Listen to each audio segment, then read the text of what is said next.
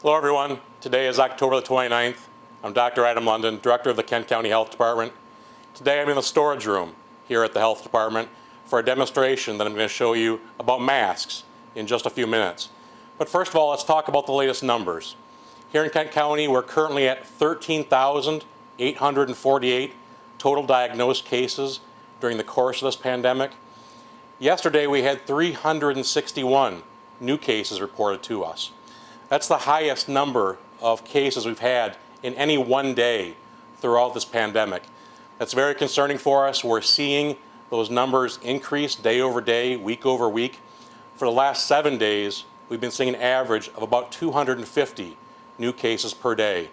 That's the highest rate we've had so far. So we are definitely in a new wave of cases. Our deaths are currently at 179, and we're seeing a rate of death of about 1 new death reported to us each day. We hope that number goes down. We hope we don't see an increase in the number of new deaths, but we're very concerned. And we're concerned because the hospitals here locally are telling us that they're stressed with lots of cases of COVID in their hospitals. Many people who are going into intensive care, they have capacity, to be clear. However, they are deeply concerned about what the future looks like if we don't get these numbers under control. So please continue to do your part to make that happen. We're also seeing lots of questions right now about the holidays, and we're going to talk more about that in the coming weeks. But Halloween, this weekend, I want to remind everyone that if you're going to celebrate Halloween, please make sure that Halloween parties are kept as small as possible. Try to keep the number of households very limited if you're having a party, hopefully no more than just your own household. If you're trick-or-treating, try to keep the number of kids limited to groups of just those kids in the household. When we have large group of trick-or-treaters, that creates an environment where transmission can happen from kid to kid.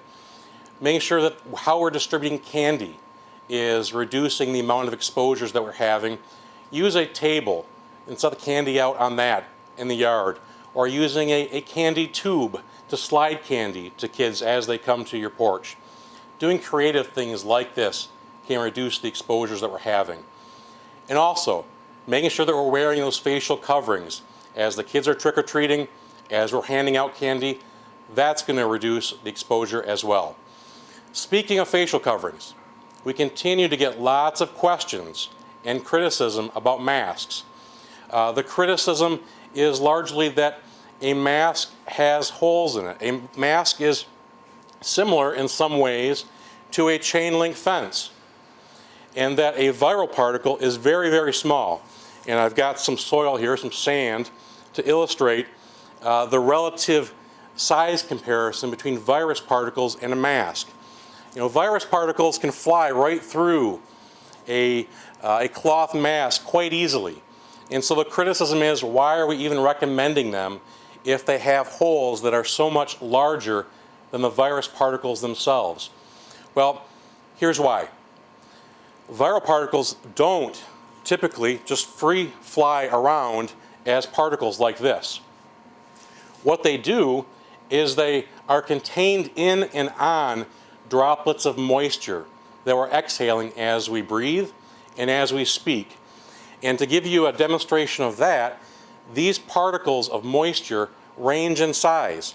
Some are very large, some are smaller, and some are very small. Some of these aerosolized particles can, in fact, pass through our facial coverings. So a facial mask is not a perfect protective barrier.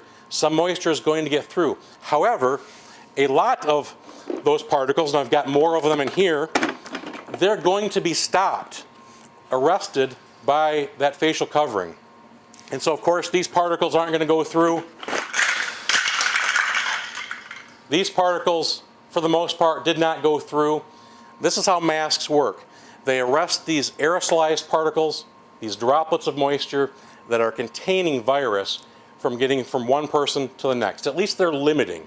They're reducing the amount of virus that's being projected into that atmosphere. And so by wearing facial coverings, we both protect other people, we protect ourselves somewhat, as the science is showing, we also reduce the likelihood that we're going to get severely sick with COVID if we do come in contact with those virus particles. So please, continue to wear masks. The science is really supporting that as being protective. It's something that we all should do in order to keep these numbers as low as possible. So again, I'm Dr. Adam London for the Kent County Health Department, encouraging you to please stay positive, stay heroic, and stay healthy, and I'll talk to you again next week.